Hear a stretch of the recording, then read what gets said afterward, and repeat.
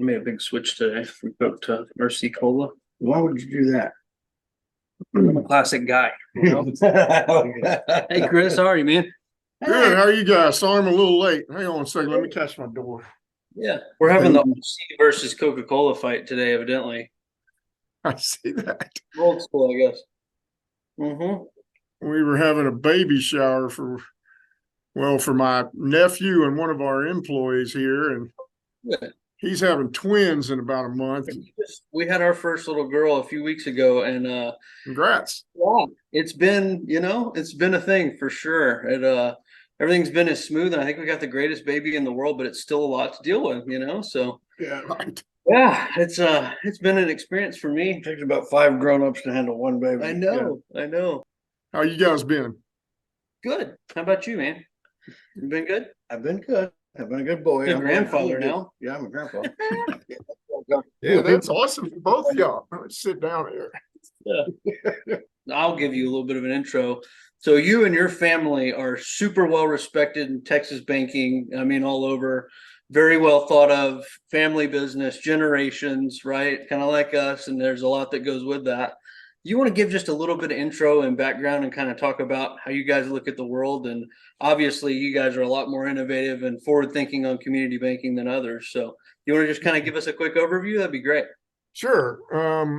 So at Texas First, we've really tried to focus our attention on a number of things, including technology, fintechs, and what we should be doing, and maybe even getting out on the edge a bit in the things that we could be doing. And so on the technology side, in 2019, my biggest concern and the concern of my CIO was, are we really keeping our infrastructure up to serve our customers in the future, to build the most efficient bank that we can, and to provide those products and services on the rails that are going to be most prevalent, not maybe today, but in the future.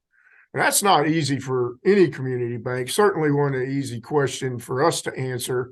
So we brought in some consultants and we developed an innovation plan thinking we knew where we wanted to be. And trust me, it's changed, it changes almost daily, it seems like, but we do revise the plan every year. We go through a formal process of revising that plan every year, and we're building the plan. 2019, we finished it right at the beginning of the end of 2019. And then here came COVID. And that did two things. It stalled the plan for a little while, but it really gave us kind of it was a springboard once we started, because we had finished PPP and we had some time on our hands, quite frankly, to do things that normally we wouldn't. So we have developed that plan and we continue to develop it both internally, and we use external help as well.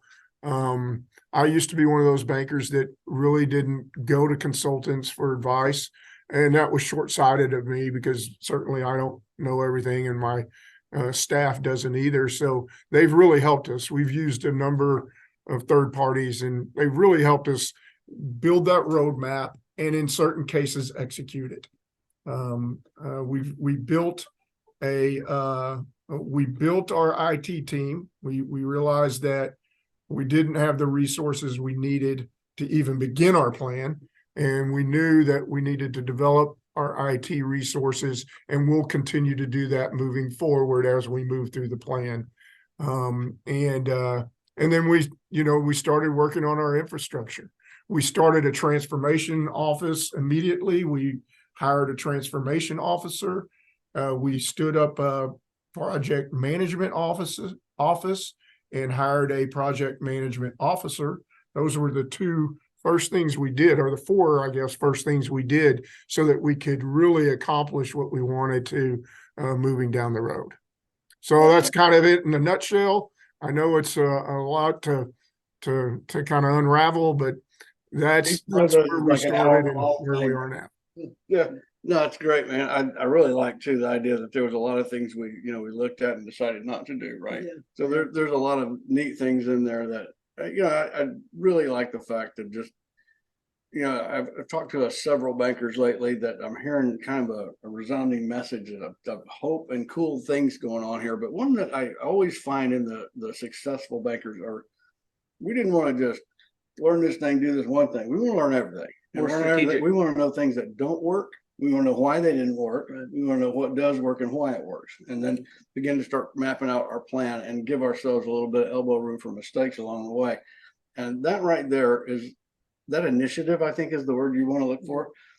The bankers that I see that are, I would say, on the opposite spectrum, the non-innovative bankers, the same old, stuck in the mud and pretty frustrated about it. And also the highest number of M&A, that you'll see, or lack of succession and all of the resounding problem there. It's the same thing there too, that too much too fast, don't really want to do this, don't know they won't take the time. It's a little more defense than offense. Yes, it's not actively. And here's my thing, I guess what I'm trying to say is, for goodness sakes, man, educate yourself on some of these topics. You don't have to do anything. Just take the time to say, oh, I'll talk to somebody, and it doesn't cost anything to do that. And so I think that's a lot of what's missing in the non-performing guys. What do you think about that? Do you hear the same thing?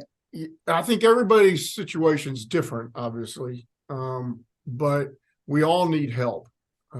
We can't stick our head in the sand. That's not going to work, because we won't be relevant in 5 years, 6 years, 8 years, 10 years, whatever that is. And we have to innovate. That the world expects it, and the world is really innovating at light speed, and that's hard for a bank to do. Banks are conservative. We're conservative. We're not innovating at light speed, although our customers are requesting that we do. I would say the reason we started our innovation plan is because I talked to a lot of bankers. I network with a lot of Texas bankers, a lot of bankers across the country. I'm part of a bankers resource group where 10 to 15 president and CEOs sit down for a couple of days and talk about their wants and desires and their problems and, trials and tribulations. And, as you talk through with banks of all sizes, it was very apparent that, we were starting to fall behind in building our tech stack and understanding it and what we needed to do in the future. And I 100% agree with you. Nobody's going to know all that. There's not going to be a bank, a community bank that's going to know everything they need to do to stay relevant. So absolutely need help. Talk to other bankers, talk to third parties, talk to experts in the industry like you guys, and really start to absorb as much of that information as you can to get a good plan. Yep. That's a good call. I want to hear a little bit, man. I know you've always been super involved on the association side with IBAT and everything, and been in the leadership side for a long time there. And I think there's a big shift and announcement of you coming on to do a lot more here soon. So you want to talk a little bit about that? And I don't know that obviously in Texas is with IBAT, it's really well received and resounding. I don't know if nationally, each state's a little bit different, right? And then the national footprints are a little bit different. You want to talk about what association and IBAT and everything means to you and to fellow community bankers? Sure.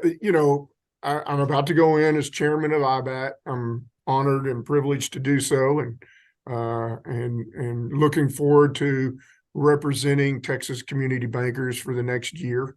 But that journey started years ago, even before I was a banker, because my dad was involved in forming IBAT, and he was involved in ICBA. He was actually the chairman of ICBA, our national association. We turned 50 years old this year in January, and this next year is IBAT's 50th year. So Dad was a brand new banker when he helped start IBAT, and he brought me and my brothers and my sister to events when we were kids, and both in Texas and nationally. And that really set with us kind of the foundation for being involved in services. And it also, quite frankly, promoted banking to me, and that's why I became one of the reasons that I became a banker.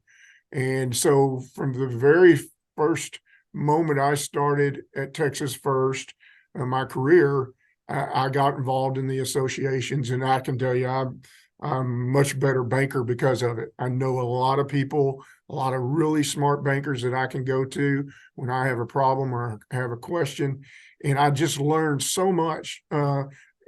It really started at the state level. I got involved in young bankers. It's now called leadership. But I was involved in young bankers when I was 23 years old and just started banking. So 35 years ago.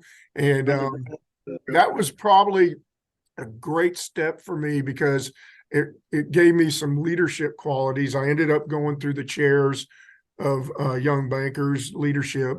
And that was the very first time I had a chance at learning about and performing leadership duties. That's helped me at the bank. It's helped me now with IBAT. I went to, on a national level, you asked about that. On a national level, you get perspectives from all over the country, and that's pretty interesting. But I sat and still sit on the Payments and Technology Committee. They now call it Payments and Operations Committee, I believe, but I still call it Payments and Technology Committee. And I really learned a lot on a national level that, a lot of things about payments and got me interested in that subject. And, they had subject matter experts coming in to talk about payments, talk about technology, talk about cores, and, as it developed, talk about those edge services that you could connect to your core. And so just a lot of learning. I wish I could say I gave more than I got back, but I can tell you I got a whole lot more than I gave. So just a great overall experience. I would encourage every banker to get involved in that way. Yeah, I tell you, just in my life, watching and doing different things, some of this stuff that I've run into and done that I never thought I'd need, I never thought it would matter.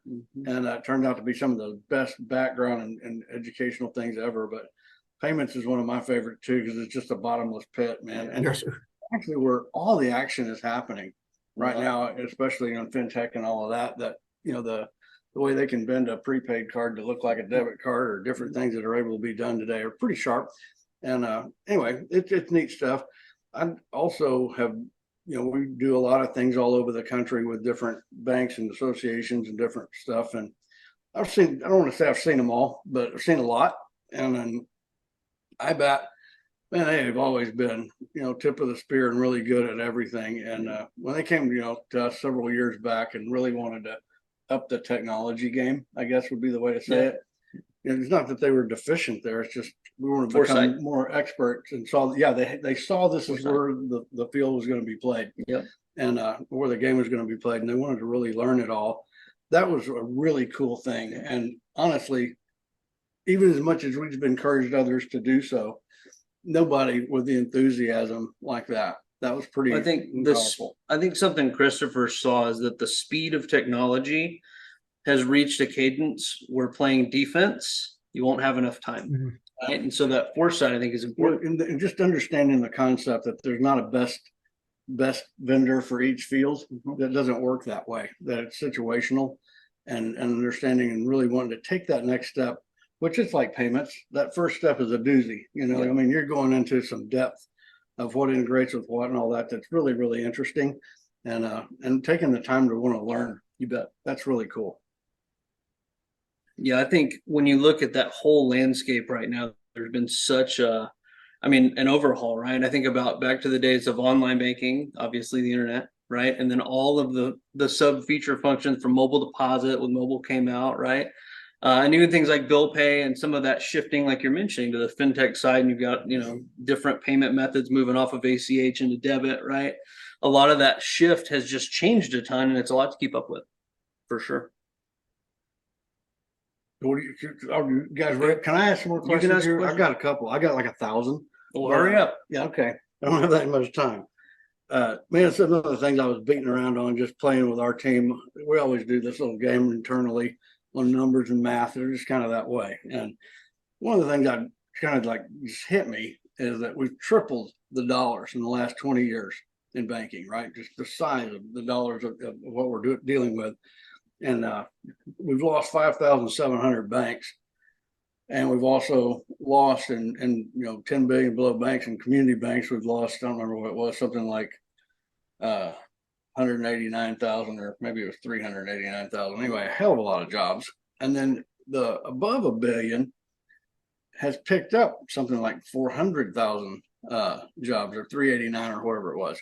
And when you kind of think this through a little bit, what I'm getting at here is the dollars have shifted significantly into the larger banks, employing a lot more people than they used to, tripled in size, gained all these jobs. Community banks, where the real action's at, we've actually lost numbers that are astronomical. To hold our own, just where we were with the size tripling, we should have gained 15,000 banks. And also a lot of those percentages have held, like, what is it, 74% of the ag loans, 2% of the business, Yep. right? And all the small business side that goes on. And so there's a heck of a contrast. I put a rope in my truck, and I figured the next time somebody tells me we got too many community banks, I'm going to take my rope and get them. I hear And then you. I want to pin them down until I get a number out of them. Yeah. What is the right number? It's a bad conversation, but what do you think, Chris? My question with all these numbers and math and all this stuff is, first, why the hell is this? And then secondly, what can we do about it? Well, I've always said that, there's a place for any size bank. There's a business plan out there for any size bank from, 100 million up to trillion. And I believe the reason it's happening is that banks are reaching for scale. They want to get of a size, and you pick the size, billion or more is what the numbers are indicating. They want to get of a size that they can compete on an efficiency basis, and really with that scale pay for and provide the right products and services. So that all comes back to technology. It's very expensive. If you make a mistake, and you're gonna make a mistake, it's expensive. And that's hard on smaller banks that don't have that scale. It's hard on a bank our size. I mean, you can take a beating to your P&L if you make mistakes on technology. And as I said, there's plenty to make. A lot of decisions there that, we're at times shooting in the dark. And that worries me about the smaller banks. And the other side of that is, putting the cost aside, is regulation. It's just stifling. And I can't imagine how a bank that, has 17 employees and 70-80 million dollars in assets can actually withstand the pressures from regulators. And that all calls for a bifurcated system, which we don't have. And the regulation for a $100 million bank should be completely different than the regulation for a $100 billion bank. And because the risks are different, the risk to the fund are different. And so I hate to see that myself. I love community banking. When I got in this business 35 years ago, there were 18,000 banks. And, we're at what, 5,000, 6,000, whatever the number is now. And I really hate to see that. And I have the biggest reason for that is banks reaching for scale, and banks that are just, frankly, tired of the regulation that they're having to put up with and pay for. So I don't know what the answer is there. If our legislators understood the the demands that are put on banks by regulators, then they would probably build a different system. If they understood the difference in the risk between $100 million bank and $100 billion bank, they would make a difference. But they don't take the time to understand that, and therefore we sit here with the same regulations for any size bank. Yeah, we watch a lot of the dollars, like when we have a bank failure, and it's really not an expensive thing. Unless there's a fraud involvement, then there's really not much cost to it to FDIC Until you or any get of that. to the big guys. Yeah, until you get there. But here's the cool thing, we all want scale, and then we don't know. Now everybody's questioning whether we need regional banks. Interesting time. This is a really weird concept, but I really like your answer to that, is that we should have a completely separate, let's say systemic versus non-systemic risk regulation. One of the things that Chris pointed out there is really important, I think. And if you look at, we talked kind of at the beginning about technology, innovation, and the depth and detail that goes into those decisions, not to mention the implementations, right? When you talk about the regulatory side of that, vendor management, due diligence, and the regulatory burden of all of that, it really pushes a smaller institution to try and consolidate vendors into a single bundle, right? So that you can only manage one logo, so to speak. And I think that, there's pros and cons to that, right? Costs and everything else, but you're probably not getting the best of breed, and certainly not in the areas you might be trying to fight. That's one of the things I would love if we could all get together one day and figure out what is, let's say, below 500 million or even below 250 million. What's an ideal, let's say tech stack or operating mechanism that could be supplemented or over, like a correspondent relationship would be. Sure. We have Papa Bear, and we've got a little bit better way to implement and push down some of these technologies to lower the cost significantly from where they are right now. It's too big of a piece of their overall cost. I think that there's a lot of cost in that vendor management, due diligence, and regulatory burden of those best of breed technologies outside of just the cost, right? Is any of this stuff we're talking about, is it ever going to happen? Chris does a good job at your bank, man. You guys are pretty best of breed in a number of areas of your tech stack, kind of like you talked about. And I mean, there's a lot of additional effort, like you mentioned, the project management and those pieces, but also in the due diligence and the requirements there. But it'd be wonderful to have industry experts like yourself partnered up with IBAT, ICBA, whomever, that could help the smaller banks in that regard. Our core is FIS. We go out and try to find the best of breed in those edge services and attach it to FIS. That's not easy. FIS is they don't make that process easy or cheap.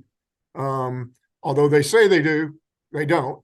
And I don't know if there's any core that does. So I'm not picking on FIS, but they happen to be my core. And so it would be so beneficial to banks. You say under 500 million, but certainly for those even smaller banks that could come to Bankers Helping Bankers, to FedFiz and say, hey, what really makes sense for me? I'm considering changing cores. Maybe it is right to just get a core that has, compared to other cores, the best in breed services, internet banking, whatever it may be, to where you don't have to go outside of the core much for anything major anyway. And you can do due diligence, which it is very expensive. You can do due diligence on one company instead of, hundreds of them. We use a third party, YouTube.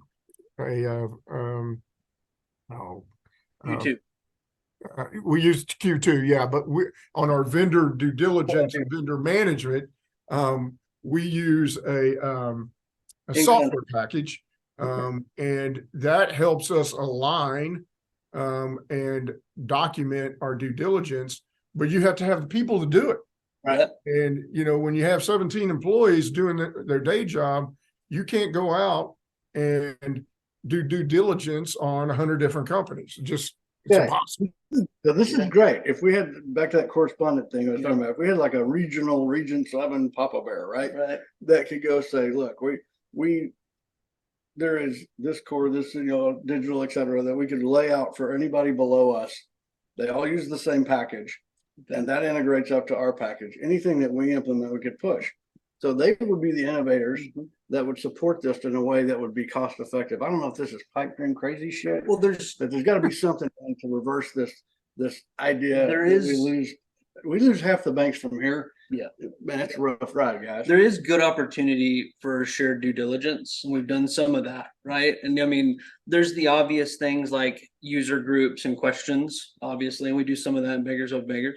But to share in some of the due diligence effort or lift documentation, so to speak, there's some good opportunities there. So Yeah, I'm up for big ideas. I don't want to push panic buttons and stuff, but I'm up for big ideas at this point because I've just watched so much go, like I say, dollars triple, big banks take off and run off with everything, and the numbers just are scaring the hell out of me right now. You know what you know, I like to look at and see is those high performing banks. You can go to Bankers Helping Bankers and look at their tech stack. And you know, that's not, you know, the end all to beat all, but that gives you a real good understanding of, you know, this is a high performing bank. They're using these certain vendors, and this is what their tech stack looks like. Maybe I should be thinking about and talking to that bank about what they're doing. And I think that's very powerful information. Yeah, it is. there's some good trends, I'll tell you. It's funny. I often laugh about it as, you know, we talked about how do I choose of these 100 vendors. And typically the way I look at it is there's 3, 4, 5 that are consistently the winners of the top performing banks in any given category. And the 95 is probably irrelevant. I'll tell you what, so here's a trade secret. Make you look like a really smart guy. Me? As anybody is go out there and just look at the data and figure out, you know, what's the top 1 or 2, 5% in each earnings category. Examine those banks and really pay tie attention the to what technology to those earning and then categories. figure out how they did it. Right. And once you do Somebody's that, it's killing it on loans, I want to look at what their loan origination system Yeah. is. You bet. That's kind of Chris, I want to give you a chance, man. Last couple of minutes here. Final thoughts, anything that is on your mind or teal hunt. anything you want, man. You know, just related to the FinTech Cowboys, FedFizz to IBAT, I think it's been a great partnership. I think the Bankers Helping Bankers Fund is fantastic. I think, you know, we're involved in a number of FinTech funds that are slotted towards community banking, and it is ideal for our industry to be involved in that. It gives those that are, you know, community banks, but those that are deeply involved in the funds that actually have made investments in the fund, it gives them a excellent opportunity to get on the front end of some really cutting edge technology. And I commend you guys, IBAT, Christopher, and all that were involved in that decision, Niraj, and, you know, the folks that are running the fund. I really commend you for doing that. And look, everybody wants to make money out of that. Absolutely, I get it. But fortunately, along the way, there's going to be a lot of community banks that benefit from that partnership. And I'd just like to thank you guys for being a part of that, a big part of it. Let me make an invitation here, and this kind of goes out to anybody that's invested in that fund. Come sit on the selection committee meeting one time, just one time, and watch what we do, and I'll guarantee you've never seen anything like it. It's a unique group, and I'm not saying others are not smart, but you sure watch the decisions they come out with and scratch your head if you understood the information and the data and the technologies very well. And there's a unique group that blends together Really well. It's distribution, it's technology understanding, it's the mathematics, regulatory side, all put together. And it's really something to watch. I've never seen anything like it. Everybody's passionate about community banking, so there's like a righteous undertone Oh yeah, that you don't see everywhere else, right? You get your head chopped off. You talk Yeah. about something that might hurt a community. Yeah, you bank. bring in some challenger technology guy, and we're like, ugh, you Yeah. know? So That's right. that's cool. Well, Chris, thank you for everything that you do, your Yes. family does, your bank does, and we're super excited. You as incoming chairman at IBAT, I know that you're going to be outstanding, and to add to the long legacy of all the other things you've already done, you know, we'll scream for one more year out of you here of service. So we appreciate you and everything you do. If you ever get lost south of Austin, come hunting with us. Yeah. All right. Thank you, guys. Appreciate it. I'll see you next week. Take care.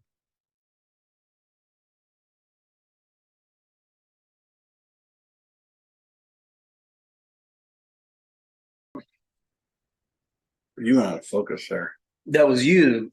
That's kind of my whole point. You're taking us out of focus. Yeah. Yeah. I don't even know what day it is. Wednesday, I think. Is it Wednesday today? Pretty sure. Cool. Cool. Yeah. You should have a baby. It's a lot of fun. Been there once, twice. Mm-hmm. Yeah. Surprise. Yeah. Wake at 4 a.m. and it feels normal, you know. Yeah. Mhm. I'm crystal clear. You're so fuzzy. Don't be. They got a light up there. They got a light up in the corner. You ruined everything. Look. Oh. Let's get over. No, you're encroaching. That is clear encroachment. Mm-hmm. Ugh. Still hot outside. You can call it they can call it a cold front, but it's still hot. That's great. It's not hot at all. I mean, it's like 99 instead of 146. So. I thought it was great. Okay. Yeah, I sat out there the other day bird hunting and didn't even break a sweat. I was out there doing some work earlier and just, gosh. Well, you're not supposed to move much. Yeah. You gotta be really still. Sit very still in the shade. Yeah. Okay.